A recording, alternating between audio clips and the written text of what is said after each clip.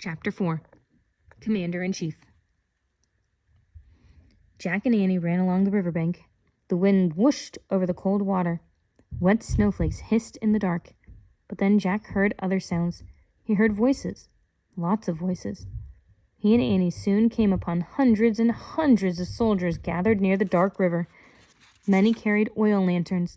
The lanterns gave an eerie glow to the snowy twilight. "The captain and his men must be here somewhere," said Jack, looking around. Boats like giant canoes were tied near the river. Men were leading horses and floating cannons onto the boats. "What are they all doing?" said Annie. Jack pulled out their Revolutionary War book. He read in a whisper. "On Wednesday, December 25th, 1776. "December 25th? That's Christmas," said Annie. "Today's Christmas." "Cool," said Jack. He started reading again. "On Wednesday, December 25th, 1776, the Patriots were losing the war. Ragged and weary, men were ready to give up. Then something began to happen that would turn the war. About 2,400 American patriots gathered on the west bank of the Delaware River in Pennsylvania. They prepared to cross the river to go on a secret mission."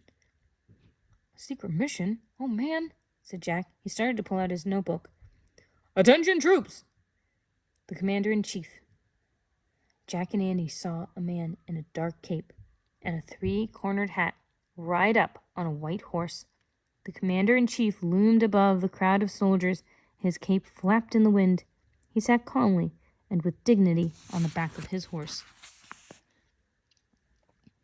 Even at a distance, Jack thought the commander-in-chief looked familiar, very familiar, but he couldn't figure out why.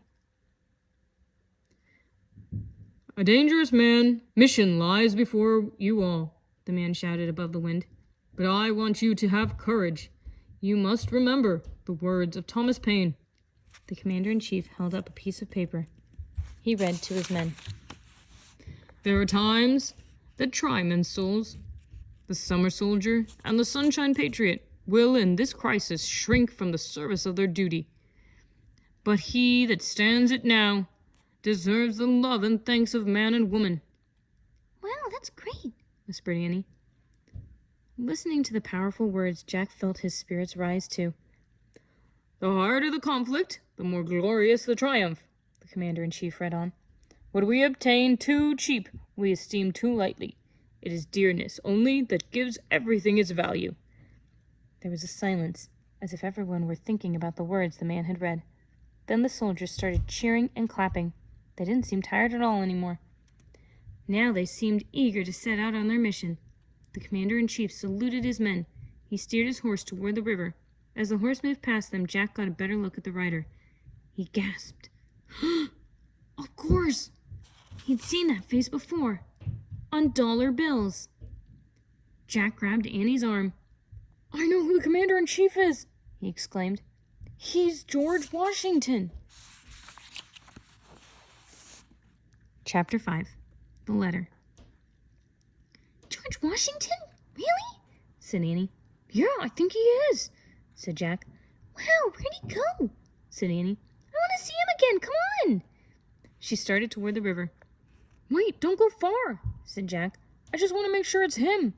He opened the Revolutionary War book. He found a picture of the boats on the riverbank. He read, "When General George Washington gathered his troops by the Delaware River, he was commander-in-chief of the whole American army. The general led the army for 6 years until America became a free and independent nation. In 1789, he was elected the first president of the new United States." "Oh man, it is him," said Jack. He pulled out his notebook and wrote, "General George Washington helped America become independent." "Hey, what are you writing?" someone asked. Jack looked up. A bearded soldier was pointing at him. Jack shoved the Revolutionary War book and his notebook into his bag. "Nothing, sir," he said, started walking away. The man shouted after Jack, but Jack ran toward the river and lost himself in the crowd of soldiers. When he looked over his shoulder, he was relieved. The bearded man was nowhere in sight. "Stop, young man!" Someone shone a lantern right in Jack's face. Jack gasped. It was the captain. "I told you to go home, Jack," the captain said sternly. "Where's your sister?" Jack looked around. Where was Annie? "I don't know," he said. "Find her at once and go back to your family," the captain ordered. "Our secret mission is very important. Children will only get in the way." "Yes, sir," said Jack. The captain started to leave, but he stopped. "I wonder if you could do me a favor, Jack?" he asked. "Sure," said Jack. The captain pulled out his letter. "This is my letter to my children," he said. "It's a farewell letter. Would you please take it back with you to Frog Creek?" "Yes, sir," said Jack. "You must only send it if you hear that we have failed in our mission and many patriots were lost," said the captain. "Yes, sir," said Jack. The captain handed his letter to Jack. "I copied the general's speech for my children," the captain said. "If anything bad happens to me, I hope these words will give them courage." The captain then turned and disappeared into the crowd. "Good luck, Captain," Jack called. He hoped he would never have to send the letter to the man's children. Suddenly, Jack clutched the letter to his chest. "Send," he whispered. This letter was the writing they'd been looking for, something to send. He and Annie could go home now. Their mission was over. Jack shoved the captain's letter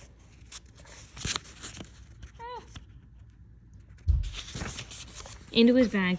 Now he just had to find Annie. As he looked around, he shivered. "Where is she?" he muttered. Jack started moving through the crowd looking for Annie. It was hard to see. The wind was blowing harder. The snow fell faster.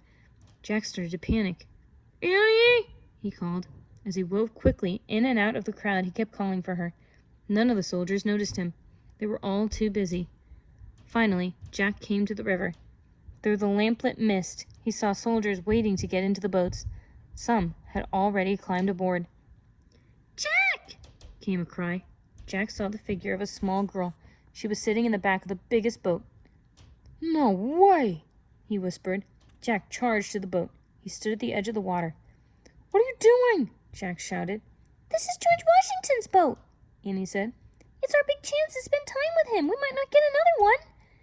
Jack looked at the other end of the huge boat. Through the mist and falling snow, he saw the commander-in-chief talking to his crew. "We can't go with him," said Jack. "We'll get in the way of his secret mission. Besides, we have something to send now." "What? How?" said Annie. "A letter. The captain gave me his letter to take back to Frog Creek," said Jack. "We're only supposed to send it if something bad happens to the captain. We can go home now." "Oh, can't we go a little later?" Annie asked. Jack climbed into the boat to pull her out. "No, come on," he said, taking her hand. Suddenly, the crew moved to the back of the boat near Jack and Annie. The men grabbed their oars and started pushing the boat away from the shore. "We're taking off," said Annie. "No, we have to get out," Jack said to the rowers. But the men were working too hard to pay attention. They were using their oars to hack up the ice at the edge of the river. "Excuse me," Jack said in a loud voice. Just then, the boat jolted forward. Jack nearly lost his balance. The boat broke through more ice. Rough waves sloshed against its side. "We have to go back," said Jack. "Too late," said Annie. They were headed across the Delaware River.